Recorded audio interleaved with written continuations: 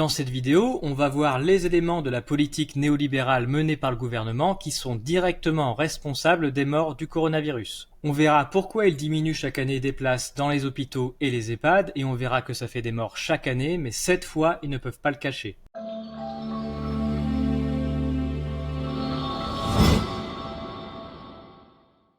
Les néolibéraux défendent l'idée que l'État, les services publics ou les impôts sont des prisons qu'il faut détruire pour les remplacer par des structures privées et payantes. Pour les néolibéraux, la liberté c'est chacun pour soi et si on veut l'aide des autres, il faut payer. Les néolibéraux conseillent les politiques depuis plus de 50 ans pour faire la transition de l'hôpital public et la sécurité sociale vers l'hôpital privé et les mutuelles privées.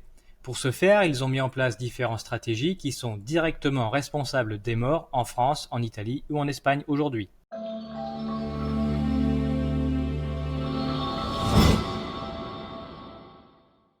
Le but des néolibéraux, c'est de diminuer le nombre de personnes qui vont à l'hôpital. Ils veulent pousser les riches vers les structures privées payantes et faire que les pauvres renoncent à venir.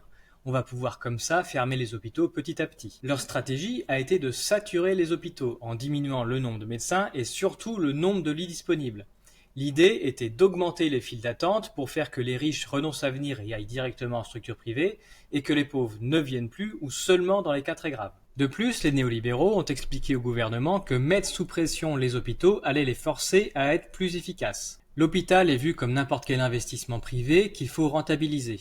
La vie des gens est un coût dans leur tête. C'est de l'argent perdu qui ne va pas dans leur poche, il faut donc le supprimer. Cette stratégie de diminuer le nombre de places de l'hôpital ne marche pas. Quand une personne pense qu'elle est malade, elle va faire la queue même pendant longtemps. En revanche, surcharger les hôpitaux crée encore plus de problèmes que prévu. Les patients se refilent les maladies entre eux et les soignants sont fatigués et finissent par eux aussi tomber malades. La situation se dégrade franchement depuis 10 ans. Les médecins et les urgentistes sont en grève continuellement depuis maintenant plus d'1 an. Le gouvernement, de son côté, continue de diminuer les places dans l'hôpital public pour continuer d'augmenter la pression. Il faut dire au personnel soignant que ce n'est pas que le gouvernement n'a pas compris que votre situation est pourrie, c'est que c'est son but. Jamais un gouvernement néolibéral n'ira dans un autre sens. Son but, c'est de dézinguer l'hôpital public.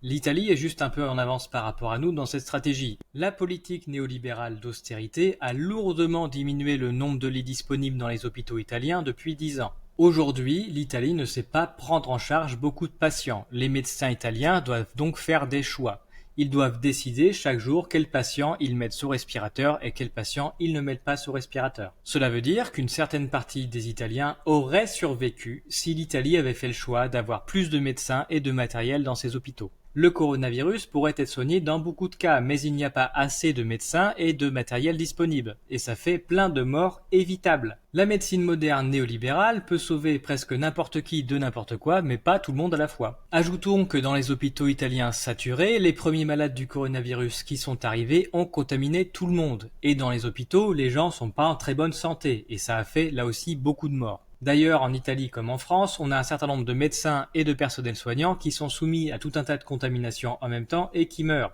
Il faudra s'en rappeler à l'heure des comptes. Ajoutons aussi que les cliniques privées italiennes n'ont absolument pas joué le jeu au début de la crise du coronavirus. Elles ont fermé leurs portes aux malades. Là encore, le système néolibéral a coûté la vie à de nombreux Italiens. C'est d'ailleurs pour ça qu'en ce moment, vous voyez les cliniques françaises ouvrir grand leurs portes et appeler pour dire qu'elles veulent des malades. Elles essayent donc de briller pour faire oublier qu'elles font partie du problème.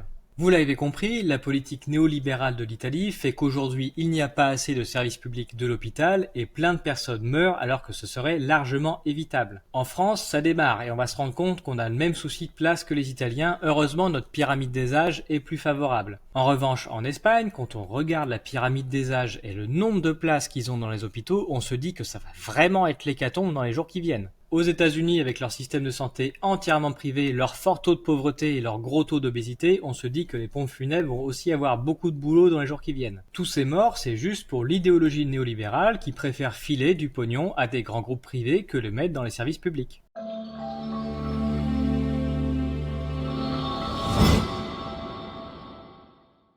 Dans nos EHPAD, ça risque d'être la même chose. Les gouvernements ont fait exprès de les surcharger pour les mêmes raisons. Tous les ans, les anciens meurent de maladies hivernales en se contaminant les uns les autres. Tout ça parce que le but des néolibéraux, c'est que les vieux restent chez eux et payent chacun individuellement les soins qu'ils veulent à des sociétés privées. Cette année, beaucoup de nos anciens vont mourir dans ces lieux surchargés qui manquent de matériel et de personnel. Tout ça parce que les néolibéraux pensent que leur vie ne vaut rien puisqu'ils ne rapportent pas d'argent.